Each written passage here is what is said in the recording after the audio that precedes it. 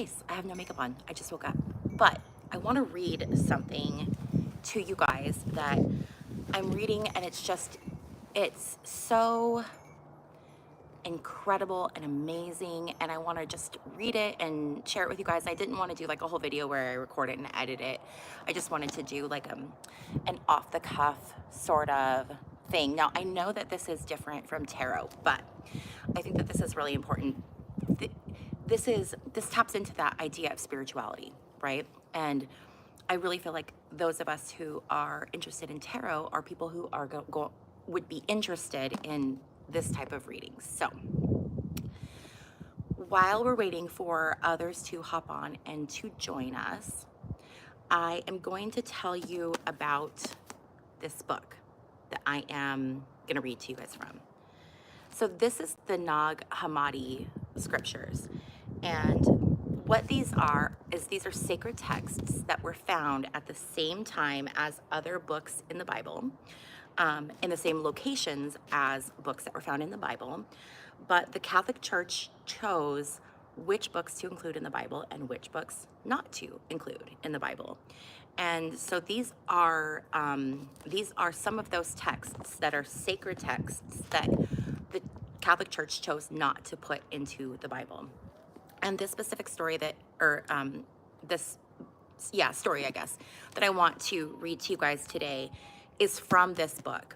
And it's very, very interesting looking at the background of this. So this is a very strong feminine energy reading. And it's so powerful, and it encompasses the duality of life that exists everywhere. It's that, everything in life has to be balanced. So for everything that light we have to have equal dark. For all the good, we have to have equal bad. For, hot, cold, like it's about having those opposites. And so this story that I'm going to read to you, and it's really short, but it really talks about that duality, but specifically when it comes to women. And as a woman, what are we expected to be? How are we expected to act? This book was written thousands of years ago. It was found, they believe it was actually the copy that they have, or the version that they had. They believe that it was found in around the 4th century, but it was, it's a story so much older than that. And the story, there's different ideas of where the energy or the story could have come from, because it's written in a female voice. And some of that female energy, where they feel like it could be coming from, is it could be Isis, the Egyptian goddess. It could be Sophia, who is feminine energy that is ultimate wisdom, universal wisdom, not a wisdom found on this earth. And then another perspective could be this idea of Barbello, and Barbello is even bigger feminine energy than Sophia. I'm really like minimizing this, but I'm just trying to give you like broad strokes so that you understand the background when I read the reading. So the other thing I want to say before I get started is there are a few parts where there are parts missing. So there's some lines where they only have like a few words. So as I'm reading this, if I am stumbling or stopping, or it's because I'm trying to kind of read around the missing sections. So I'm just gonna go ahead and jump in and just read this, okay? So again, this is a reading from the Nag Hammadi scripture, and this is called Thunder Perfect Mind, okay? So this is what I'm reading from, you guys. So here we go. I was sent from the power and have come to those who contemplate me, and am found among those who seek me. Look at me, you who contemplate me, and you who hear, listen to me. You awaiting me, take me to yourselves. Do not banish me from before your eyes. Do not let your voice be hateful toward me, nor your hearing. Do not be ignorant of me in any place at any time. Be alert. Do not be ignorant of me. For I am the first and the last. I am the honored and the scorned. I am the whore and the holy. I am the wife and the virgin. I am the mother and the daughter. I am the limbs of my mother. I am a barren woman who has many children. I have had many weddings and have taken no husband. I am a midwife and a woman who does not give birth. I am the solace of my own birth pains. I am bride and groom, and my husband produced me. I am the mother of my father and the sister of my husband, and he is my offspring. I am the servant of him who fashioned me. I am the ruler of my offspring. He produced me with a premature birth, and he is my offspring born on time, and my strength is from him.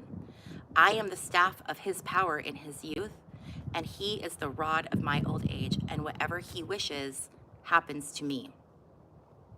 I am silence that is incomprehensible, and insight whose memory is great. I am the voice whose sounds are many, and the word whose appearances are many. I am the utterance of my own name. You who hate me, why do you love me? And hate those who love me. You who deny me, confess me, and you who confess me, deny me. You tell the truth about me, tell lies about me, and you who have lied about me, tell the truth about me. You who know me, be ignorant of me, and as for those who have not known me, let them know me. For I am knowledge and ignorance, I am shy and bold, I am shameless, I am ashamed, I am tough, I am terror, I am war and peace.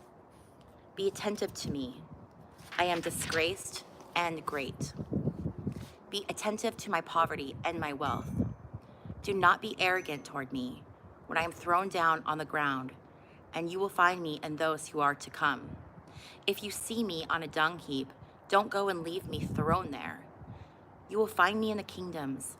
If you see me when I am thrown out, with the disgraced in the most sordid places, don't mock me. Don't throw me down violently with those in need. I am compassionate and I am cruel. Take care not to hate my obedience, but love my self-control. In my weakness, do not disregard me, and do not fear my power. For why do you despise my terror and denounce my pride? I am present in all fears, and I am strength in agitation. I am a weak woman, and I am well in a pleasant locale. I am foolish, and I am wise. Why have you hated me in your counsels? Because I shall be silent among the silent, and I shall appear and speak? Why have you hated me, you Greeks? Because I am a barbarian among barbarians? For I am the wisdom of the Greeks, and I am the knowledge of the barbarians.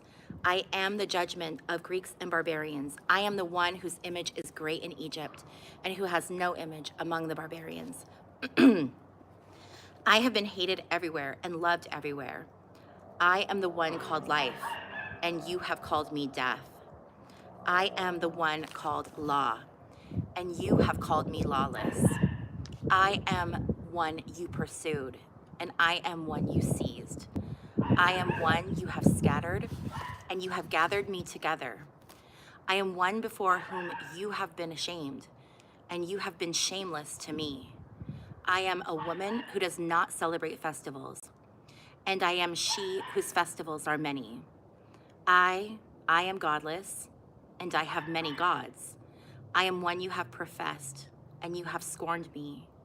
I am uneducated, and people learn from me. I am one you have despised, and you profess me. I am one from whom you have hidden, and you appear to me. Wherever you hide, I shall appear. For wherever you appear, I shall hide from you. Okay, here's one part where it kind of skips around. As for those who have foolishly taken away from me the understanding from grief, and receive me from understanding and grief. Receive me from low places in creation, and take from the good, even if in a lowly way. For shame, take me to yourselves shamelessly. For shamelessness and shame, put my members to shame within you. Draw near to me, you who know me and you who know my members, and establish the great among the insignificant first creatures. Draw near to childhood, and do not despise it because it is small and insignificant. Do not make what is great turn away, part by part, from what is small. For what is small is known from what is great. Why do you curse me and honor me? You have smitten and you have shown mercy. Do not separate me from the first ones, whom you have known. Do not cast anyone out, nor turn anyone away. Turn yourselves, do not know what is mine. Okay. I know the first ones, and those after them know me. I am perfect mind.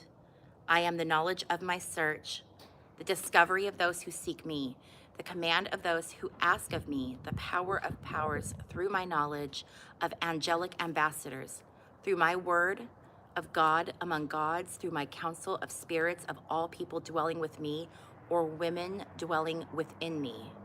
I am honored and praised and scornfully despised. I am peace, and war has come because of me. I am alien and citizen. I am substance and a woman without substance. Those from union with me are ignorant of me, and those sharing in me, in my being, know me. Those near me have been ignorant of me, and those far from me have known me. On the day I am near you, you are far from me, and on the day I am far from you, I am near you. I am a lamp of the heart. I am creation of spirits and the request of souls. I am restraint and lack of restraint. I am unity and dissolution. I abide and dissolve. I am descent and people ascend to me. I am judgment and pardon. I am sinless, and the root of sin comes from me. I am desire outwardly, and within me is self-control. I am hearing adequate for everyone, and speaking that cannot be repressed. I cannot talk or speak, and plentiful are my words. Hear me in gentleness, and learn from me in roughness. I am the woman crying out, and I am cast upon the face of the earth. I prepare bread, and my mind within. I am the knowledge of my name. I cry out, and I listen. I am the judge, I am the defense. I am the one called justice, but violence is my name. You honor me, you who overcome, and you whisper against me, you who overcome. Judge before you are judged, because in you are judge and partiality. If you are condemned by it, who will pardon you? Or if you are pardoned by it, who can detain you? For what is within you is outside you. And the one who fashions you on the outside has formed you within. What you see outside you, you see within me. We're almost done, guys, I promise. It is visible and it is your garment. Hear me, you listeners, and learn my words, you who know me. I am hearing adequate for everything. I am speaking that cannot be repressed. I am the name of the voice and the voice of the name. I am the sign of the letter and the indication of division. I am the light and I am the shadow. Hear me, you listeners, take me to yourselves. As the great power lives, the one who stands will not change the name. It is the one who stands who created me. I shall utter his name. Look at the words of this one and all the texts that have been written. Pay attention, you listeners, and you also, you angels, and you who have been sent, and you spirits who have risen from the dead. I alone exist, and I have no one to judge me. For there are many sorts of seductive sins and deeds without restraint and disgraceful desires and fleeting pleasures that people embrace until they become sober and rise up to their place of rest. They will find me there, and they will live and not die again. So, let's talk about it. That is such a powerful reading. And you guys have to forgive me. I'm filming on my iPhone outside. So I don't know if I can see comments on my phone or not. So we'll figure it out. But how powerful was that reading? I think it's as a woman and for other women, I think we are expected to be that like perfect feminine ideal, but then we're also held in contempt when we are that feminine ideal. And ultimately, I think what the big picture is that we are both. Everyone is both. And I think that this tractate in the Nag Hammadi, I think that it really gives a good job of explaining like how us as humans embody the good and the bad, as above, so below, as without, so within. So we have to have those equal parts of the opposite qualities within us. And it's human nature. It's yin and yang. You see that yin and yang sign, and a lot of people, I'm sure everyone watching knows what that is, but people don't understand like the deep significance of that sign. And it's talking about how there's this equal part of the light and the equal part of the dark. And together, that's what makes the whole. And I've just been thinking so much about femininity and, being a woman, especially right now, November 2024, here in the US, we as women are slowly losing our, speaking of an ISIS, we're slowly losing our rights and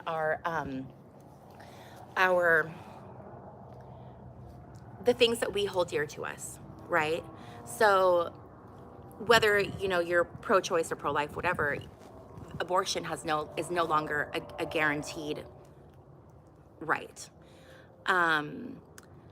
There's so many things that are changing, and we're seeing this rhetoric within male society where they're starting, after the election, they're starting to post these things like, your body, my choice.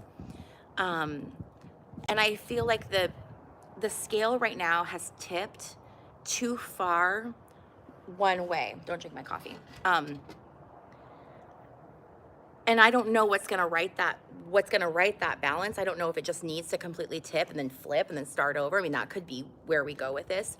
But yeah, I mean, so I'm just rambling now, so I'm gonna hop off. But I really wanted to read this and just have this on my YouTube channel for anyone who just wants to go back and hear it. It's the Nag Hammadi Scrptures. It's the tractate called Thunder. And I feel like it's very, as a woman, I just very much identify with the themes in it as far as, the dichotomy of what women are expected to be. I mean, we're supposed to be like angelic and without sin, but then we're also supposed to be these objects of desire and pleasure for our partners. So it's like, how does that,